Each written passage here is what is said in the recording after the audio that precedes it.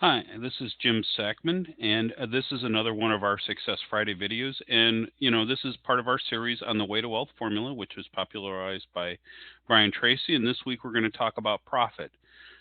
First we talked about customers, and then we talked about revenue, and now we're going to talk about profit. And this breaks into 2 points of the income statement, and that is pretty simple.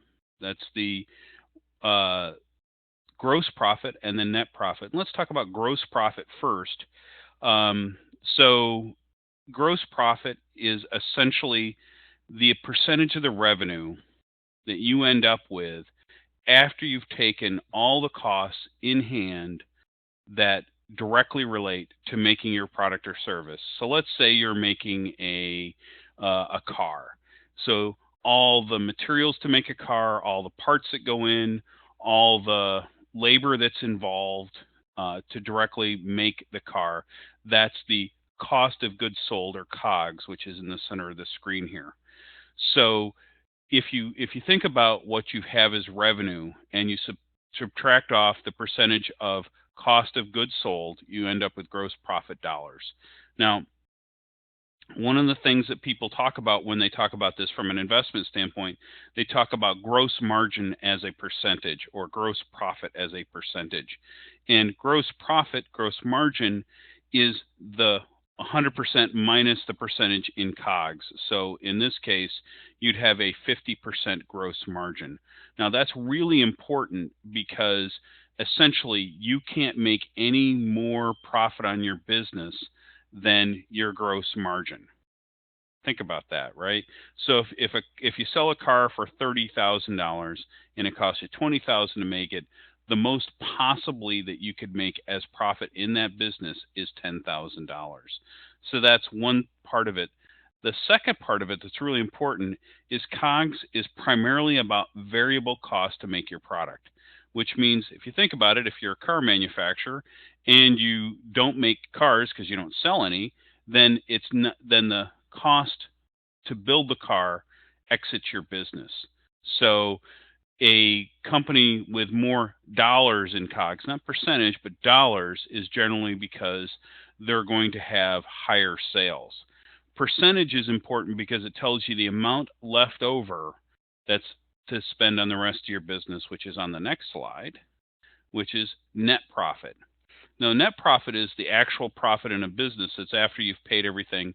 Another term you'll have heard is EBITDA, and that is an acronym for earnings before interest, taxes, depreciation, and amortization. So essentially, it's the operating profit of your business. So from an operating standpoint, how much money have you made? And this is almost always expressed in dollars.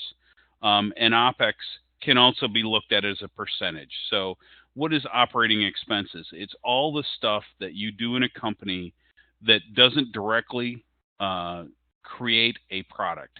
So sales is a classic example here. General and administrative expenses like bookkeeping and insurance, all of those are operating expenses. And why are they important? Because they're generally about the fixed cost in your business. And you'll say, well, hey, wait a minute, there's some variable costs there. Salespeople get commissions. You're correct. But really, the bit that you've got to overcome is, suppose you have no sales. How much business do you have to have? How much gross profit dollars do you have to be able to pay for everything that you need? And that's a bare minimum to have a break-even business. So if you think about it, if you have zero net profit, that means your gross profit has covered every expense in your business. That's a good number to know. That's your break-even number, and that's really important. So something to think about here, and I'm going to come back to this in a later episode. If you've got cost to build your product, not every dollar worth of revenue falls through to gross profit, and therefore not every dollar falls through to net profit dollars as well. So let's say that you've got 50% gross margin and you need gross profit of $15,000. You need to have $30,000 in sales to get that $15,000 of gross profit, so that you can have, in this example, a net profit of $1,500. So there you go. That's a little bit about profit and how that works and how things happen. And we'll talk about this in a later episode when I talk about how to make your business more profitable. So this is Jim Sackman, Focal Point. Change your business, change your life. Have a great day.